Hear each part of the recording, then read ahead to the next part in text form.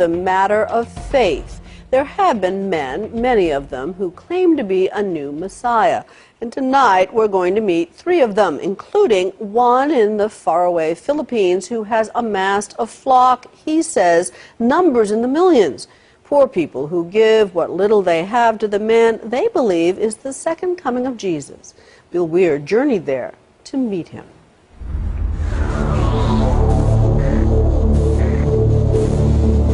Throughout the Bible, prophets, angels, and Jesus himself all promised that the Son of God would return to create heaven on earth. And throughout the ages, billions of Christians have wondered, when? But what if the second coming is here, now? There are a number of would-be messiahs who claim exactly that, and few are more physically convincing than a former Russian traffic cop named Sergei Torop. In the woods of rural Siberia, he is known as Vissarion, the teacher, and around 5,000 disciples live around him, growing their own food and feasting on his every word. My whole body was trembling. The trembling is not coming again. Well, it's very emotional to me. Meanwhile, in London, David Shaler says he is the true Lord of Lords, but unlike Vissarion, no one believes him. That doesn't bother me because I was chosen by God. The former British intelligence agent says his body was filled with the Spirit of Jesus in 2007, a conviction which intensifies on a visit to Jerusalem. We're in the Church Holy Sepulchre, and this behind me is supposed to be the tomb of Christ. Well, I'm Christ, and I'm not in the tomb, I'm not dead yet. But with no support, he lives in a squatter's camp outside London. My agreement with Jesus is I don't ask for money off people. If you're the Messiah, you shouldn't be asking for money. You should have faith that God will look after you. Prove to me that you are a son of God. But that is not a sentiment shared by Pastor Apollo Quiboloy, the most successful of the world's self-labeled saviors. The official coming of the Son of God was in April 13, 2005. He was an obscure evangelist from the rural Philippines until 2005, when he announced that God had appointed him Christ on earth, his reward for a pure life. Sinful thoughts, anger, lust, any of those things, you don't experience those on a daily basis? As a human being? Yes. I have already overcome all of those. There is no apocalypse in Quiboloy's message, no rapture or final judgment. Instead, he preaches that he is the model of Christianity, and as more people follow his example, God will gradually turn the earth back into the Garden of Eden. Do you perform miracles? For me, the greatest miracle is the changing of that spirit within. But healing the sick, the manifestations of Jesus' powers, you're able to do that? We have healing. You are healing and miracles happening.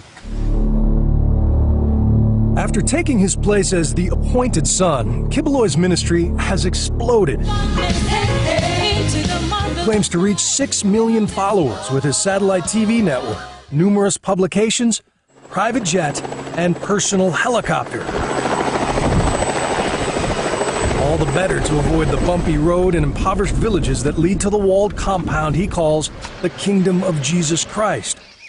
Here is his 5-bedroom home, surrounded by manicured gardens of imported grass. So this is your Garden of Eden? This is what we call the Garden of Eden restored.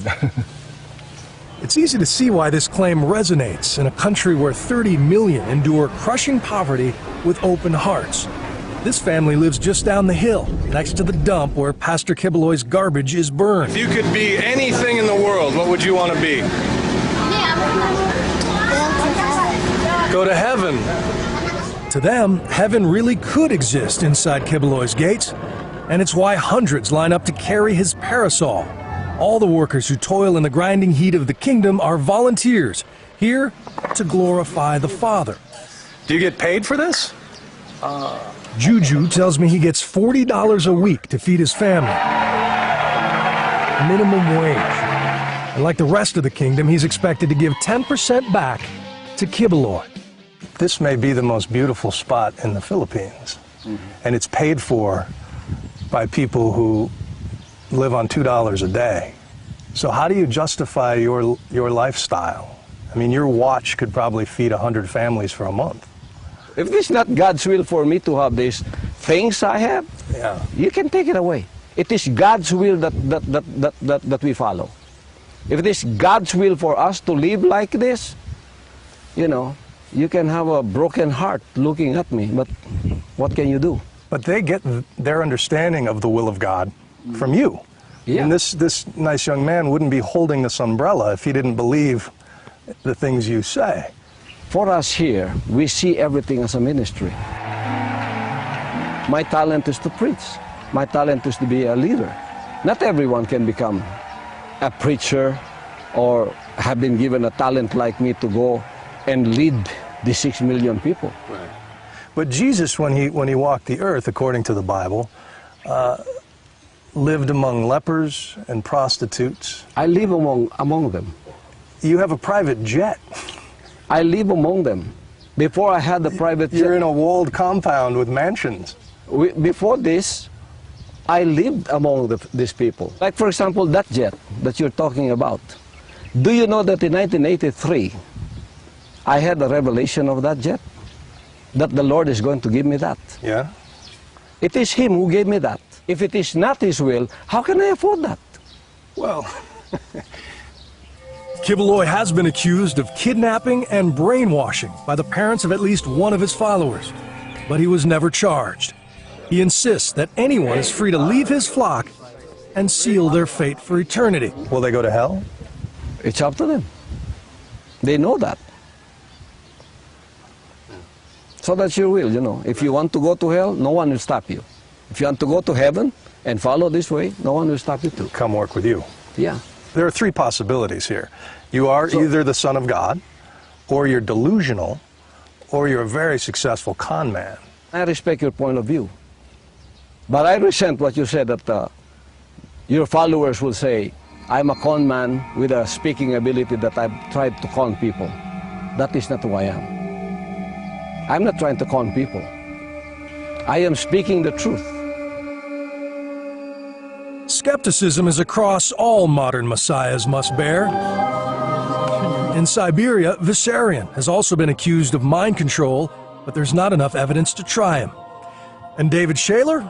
Well, there are fewer legal headaches for prophets without followers, but still plenty of moments to bring a so-called Son of God back to earth. Do you think you're Jesus? Sorry? Are you Jesus? I am Jesus, yes. No, you're not. I'm Bill Weir for Nightline in Davao, Philippines. Can we have some quiet? No shortage of skeptics, no shortage of believers. The Second Coming premieres next Wednesday on the National Geographic Channel.